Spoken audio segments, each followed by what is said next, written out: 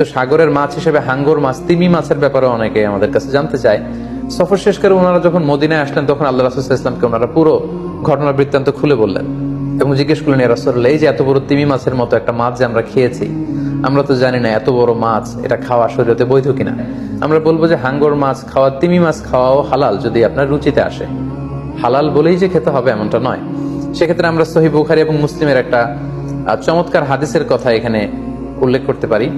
সেখানে আমরা জেনেছি যে সাহাবাদের একটা দলকে আল্লাহ রাসূল সাল্লাল্লাহু আলাইহি ওয়াসাল্লাম একটা নৌ সফরে পাঠিয়েছিলেন। বেসিক্যালি কুরাইশদেরকে আটকানোর জন্য সাওয়াহিলি পথে সাগরের উপকূল দিয়ে ওনারা গিয়েছিলেন। সাথে খাবার ছিল না, খেজুর ছিল, খেজুর শেষ, গাছের পাতা পেরে পেরে ওনারা খেতেন। হঠাৎ প্রচন্ড ক্ষুধার্ত অবস্থায় ৩০০ জন সাহাবীর একটা কাফেলা, তারা সাগরের পাড়ে যেয়ে দেখলেন সাগরের ঢেউয়ের ধাক্কায় বিশাল এক তিমি মাছের মতো একটা প্রাণী পড়ে আছে। ওনারা এই তিমি মাছ তখন খেতে আরম্ভ করলেন। তারা সেখানে প্রায় ১ মাস ছিলেন, সংখ্যায় ছিল ৩০০ জন সাহাবীর মতো।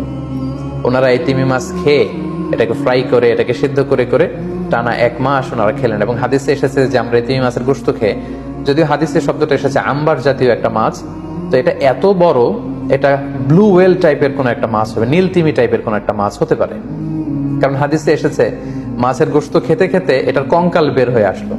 তো একজন সাহাবা এটার পাজরের একটা কঙ্কালকে বালুর মধ্যে গেড়ে দাঁড় করালেন, কঙ্কালের একটা হাড্ডি। এই হাড্ডিটা এত বড় ছিল যে সাহাবারা ওই হাড্ডির নিচে দিয়ে ওট সহ, ওটার হাওদাত সহ যেতে পারছিলেন এবং ব্যাক করতে পারছিলেন।